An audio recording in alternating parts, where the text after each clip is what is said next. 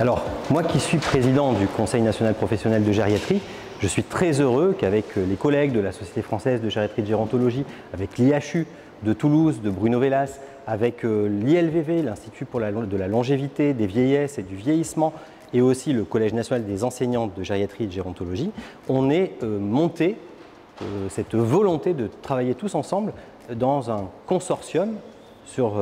les vieillesses et le vieillissement, qui est la rencontre des mondes académiques, mais aussi des mondes territoriaux. Et dans cet attelage-là, eh bien, il y a l'union des gérontopoles. Et c'est au sein de cette union des gérontopoles que le nouveau gérontopole Centre Pays de Loire va s'intégrer dans ce concert national des gérontopoles pour asseoir en fait les sujets de territorialité et des actions à la fois, on va dire, d'animation territoriale et de formation et de recherche dans nos territoires.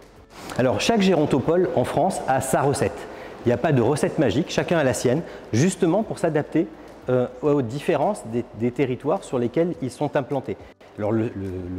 gérontopole Centre-Val de Loire va donc écrire sa propre page, mais c'est vrai qu'on a souvent un attelage fort à la fois avec les collectivités territoriales et l'Agence régionale de santé, bien sûr, qui sont un peu les parents, on va dire, des gérontopoles le plus souvent, mais aussi les collectivités territoriales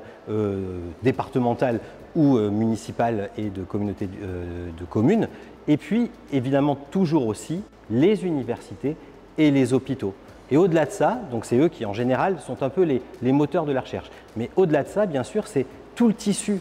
d'innovation, tout le tissu de création, de fabrication de nouvelles organisations, de nouveaux dispositifs, bref, l'innovation avec un grand I, qui se traite au sein d'un gérontopole qui est finalement un formidable animateur, un catalyseur territorial.